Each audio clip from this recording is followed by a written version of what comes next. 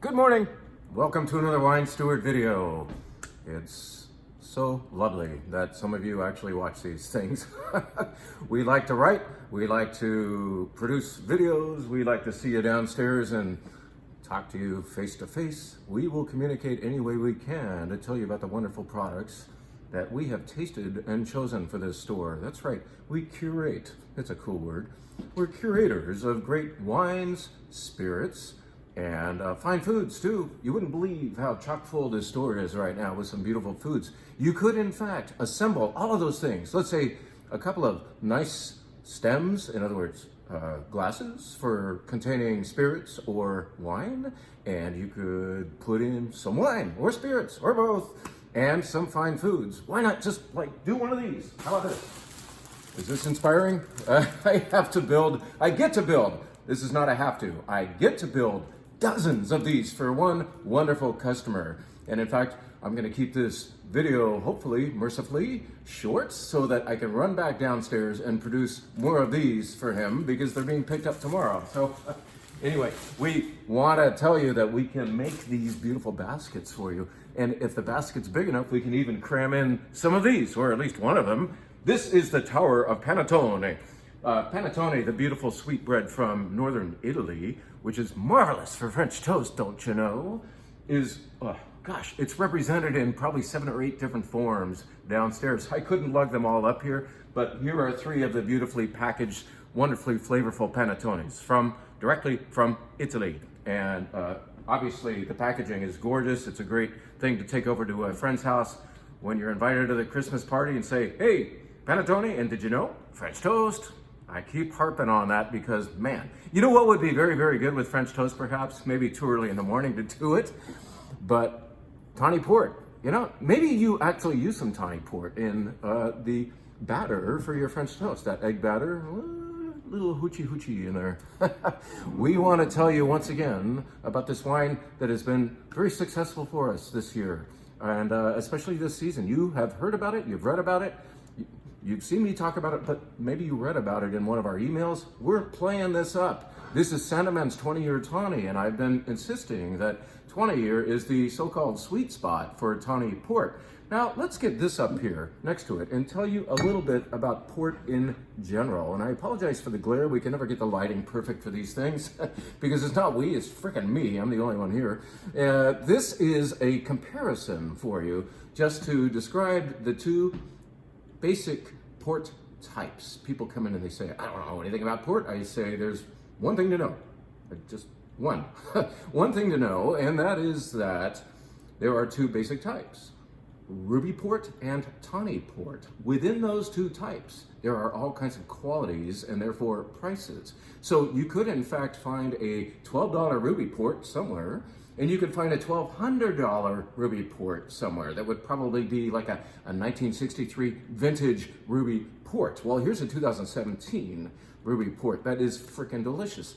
Here is a tawny port. That is the other port type, ruby and tawny. What is the difference? One is kept in a barrel for only a short amount of time and then sealed up in bottles so it retains its ruby color. All right, so ruby ports are in fact ruby in color. Yes, over the years, if you have a really good ruby, you can age it like that 1963 I mentioned, and that's a great vintage, by the way, for to be born and to drink. I can attest to that. For a ruby that is getting older and older, it remains red, but it gets kind of bricky on the edges. So what happens with tawny port? Tawny port is kept in barrel for a much longer time, several years. Many years sometimes, and because it's spending more time in an oxidative environment, it is turning brown. So you have inexpensive tawny port that might be reddish and just starting to turn brown, but when you get into the 10-year, then it's getting a little more amber, and by the time you're getting a 20-year, which means it's an average of 20 years old, they're using a bunch of different vintages and assembling them, and the guarantee for a 20-year is that it is an average of 20 years, and sometimes there's some really, really old stuff in here. What you get from a tawny port is this tawny color, okay? Ruby and tawny, it refers to the colors, of course. So once again, ruby and tawny port can be inexpensive or very expensive. These are kind of medium in price. This is vintage ruby port. They only declare perhaps 3 or 4 vintage years per decade over there in Portugal. A lot of the producers agree this is a vintage year. Not all of them agree, but in general, certain vintages are recognized as great ones for port. And that's when you get into these vintage ports, single vintage rubies. And yes, they're more expensive, but man, they're good. Now, what about flavors? Ruby port. More berry and chocolatey flavors in these things, like especially when they're young, the fruit is intense, and when they're older, they start to get more mellow, earthy, chocolatey. And in fact, they are wonderful with chocolate desserts. Chocolate desserts and maybe dark fruit involved. So maybe a chocolate tart of some kind, or cake that involves, let's say, raspberry sauce or frosting. And that would be absolutely fantastic here. So would blue cheese, by the way, if you want to go savory. What about tawny? Tawny exhibits flavors, especially at this age, of, let's say, caramel. And, the nice thing is this is sweet, but it's got wonderful acidity that actually has a refreshing effect on your palate. So it's not overbearing, it's not gooey. And it is wonderful with food, a la savory things like nuts and some ripe cheeses. But a beautiful thing to do with these caramely flavors of tawny port is to give it a pairing of like flavors. In other words, say creme brulee or bread pudding with maybe tawny port sauce on top. Wouldn't that be nice? Get it? Ruby and tawny, 2 beautiful styles of port that happen at every price range. And I recommend you buy tawny if you aren't going to drink port very often, because this does not go bad on you, at least not very quickly. You could enjoy this bottle for at least months and it won't change on you. It's already been oxidized. However, upon pulling the cork of this ruby, it will begin to oxidize. It will change from the intended goodness. It'll be good for, let's say, a week or so. It kind of depends on your taste buds, but I would ask you to treat a ruby port like wine. Have enough people around so that you can polish off this bottle on night 1 or maybe within a few nights. Maybe 3 Christmas parties in a row on successive days. Ruby, tawny, okay? Boom. Oh, by the way, a very nice glass. I think we're gonna put some of these on the shelf. We had these made for us a very long time ago. These tiny little glasses, let's put the bottle back up here for scale, are fantastic for sipping these slightly higher alcohol ports. They're fortified wines, and so with that higher alcohol, you want to kind of restrain the alcohol, and you don't really want to drink as much of them anyway. You want to have a nice little sip of port out of a nice little glass. Control the alcohol, and doesn't that look nice? It would look nicer with some port in there.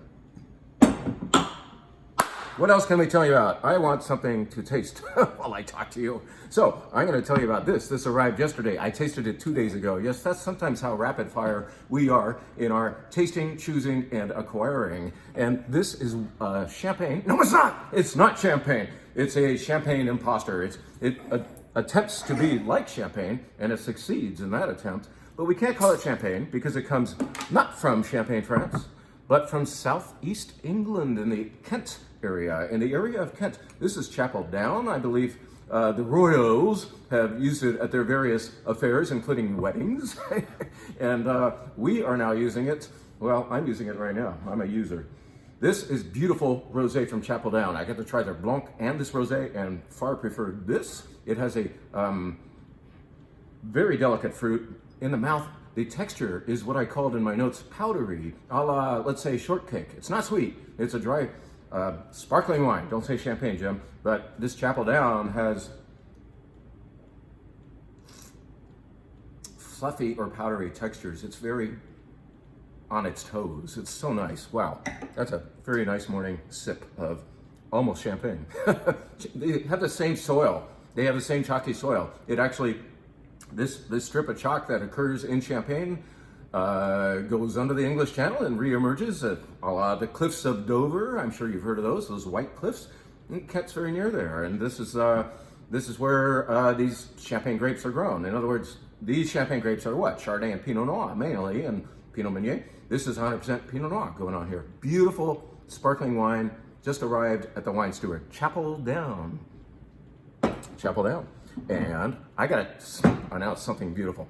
We were able to acquire 15 bottles, not cases, bottles of this. I'm buying one of them. In fact, I've already bought it, and that's why it's here in this glass. Yes, Jim is tasting beautiful Washington State Syrah at 9:30 in the morning.